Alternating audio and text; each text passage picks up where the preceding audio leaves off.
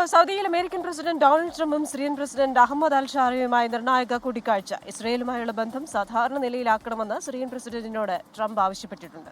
ട്രംപിന്റെ നീക്കങ്ങളിൽ ഇസ്രായേൽ നയതന്ത്ര മൗനം പാലിച്ചു എന്നുള്ളതും ശ്രദ്ധേയമാണ്. എന്തായാലും അമേരിക്കയിൽ നിന്ന് മധു കൊട്ടാരക്കര ചേരുകയാണ്. ന്യൂജേഴ്സിയിലാണ് ഇപ്പോൾ മധു കൊട്ടാരക്കര ഉള്ളതെന്നാണ് മനസ്സിലാക്കുന്നത്.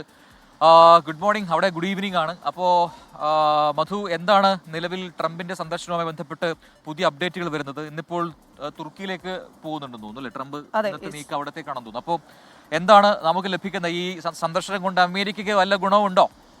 അമേരിക്കയ്ക്കേ ഗുണമുള്ളൂ.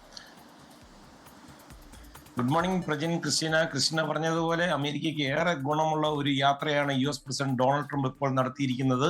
സിറിയക്കെതിരെയുള്ള ഈ ഉപരോധങ്ങൾ നീക്കം ചെയ്യുമെന്ന് ഡൊണാൾഡ് ട്രംപിന്റെ ഒരു അപ്രതീക്ഷിത പ്രഖ്യാപനം ഇന്നലെ വന്നതിന്റെ ഞെട്ടലിലാണ് ഇപ്പോൾ അമേരിക്കയിലെ രാഷ്ട്രീയ മേഖലയും അതുപോലെ അമേരിക്കയുടെ സഖ്യകക്ഷികളും ഒക്കെ ഇന്നലെ സൗദി അറേബ്യയിൽ സിറിയൻ പ്രസിഡന്റ് അഹമ്മദ് അൽ ഷാറയുമായിട്ടുള്ള കൂടിക്കാഴ്ചയിൽ ഇസ്രയേലുമായി നല്ല രീതിയിൽ മുന്നോട്ട് പോകണമെന്ന് ട്രംപ് അദ്ദേഹത്തോട് ആവശ്യപ്പെട്ടിരിക്കുകയാണ്. വളരെ ശക്തമായ ഒരു രാഷ്ട്രീയ പശ്ചാത്തലമുള്ള ഒരു ചെറുപ്പക്കാരനാണ് സിറിയൻ പ്രസിഡന്റ് എന്നാണ് ട്രംപ് പറയുന്നത്. അഹമ്മദ് അൽ ഷറായിക്ക് കാര്യങ്ങൾ ഏകോപിപ്പിച്ചു കൊണ്ടുപോകാൻ കഴിയുമെന്ന് തനിക്ക് പ്രതീക്ഷയുണ്ടെന്നും ട്രംപ് പിന്നീട് പറയുകയുണ്ടായി.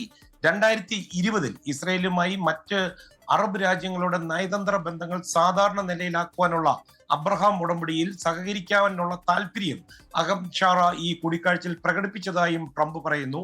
അതേസമയം ട്രംപിന്റെ നീക്കങ്ങൾ ഇസ്രയേലിന് അത്ര സുഖിച്ചിട്ടില്ല എന്ന് വേണമെങ്കിൽ നമുക്ക് പറയാം. വളരെ തന്ത്രപൂർവ്വം ബെഞ്ചമിൻ നെതന്യാഹുവും ഇസ്രയേലും നയതന്ത്രപരമായ ഒരു മൗനം പാലിച്ചിരിക്കുകയാണ്. ഈ യാത്രയിൽ ട്രംപ് ഇസ്രായേലിനെ ഒഴിവാക്കിയതും അതുപോലെ ഗസയിൽ ഹമാസ് തടങ്കലിൽ നിന്ന് അമേരിക്കൻ പൗരനായ ഈദൻ അലക്സാണ്ടറിനെ അമേരിക്ക നേരിട്ട് വിലപേശി മോചിപ്പിച്ചതും ഒക്കെ ഇസ്രായേലിനെ കാഴ്ചക്കാരാക്കിക്കൊണ്ടായിരുന്നു. ഇതെല്ലാം ഇസ്രായേലില് വളരെ സൂക്ഷ്മമായി നിരീക്ഷിച്ചു വരികയാണ്. തെരഞ്ഞെടുപ്പ് വാഗ്ദാനമായി ഗസയിലെയും യുക്രൈനിലെയും യുദ്ധം അവസാനിപ്പിക്കാൻ ഇനിയും സാധിക്കാത്തതിന്റെ നിരാശ ട്രംപിനുണ്ടെന്നാണ് വാഷിംഗ്ടണിൽ നിന്ന് നമുക്ക് ലഭിക്കുന്ന റിപ്പോർട്ടുകൾ.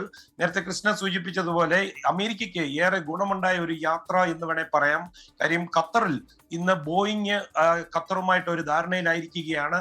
96 ബില്യന്റെ ബിസിനസ്സാണ് ഖത്തർ ബോയിങ്ങിന് നൽകാൻ പോകുന്നത്. ഏതാണ്ട് 160 വിമാനങ്ങൾക്കാണ് ഓർഡർ കൊടുത്തിരിക്കുന്നത്. ഇനിയും ഒരു 50 വിമാനങ്ങൾ കൂടുതൽ കൊടുക്കാനുള്ള സാധ്യതയുമുണ്ട്. ക്രിസ്റ്റീന, പ്രജിൻ.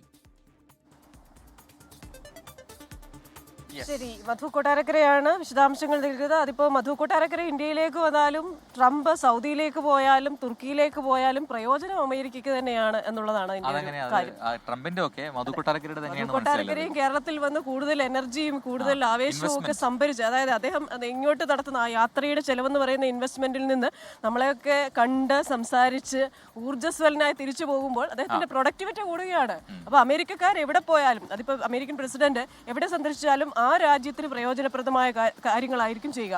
ഇപ്പൊ ആയുധ കരാർ തന്നെ നോക്കിക്കഴിഞ്ഞു കഴിഞ്ഞാൽ എത്ര കോടി രൂപയുടെ ആയുധ കരാറാണ് ഇപ്പോൾ ഒപ്പിട്ടിരിക്കുന്നത്.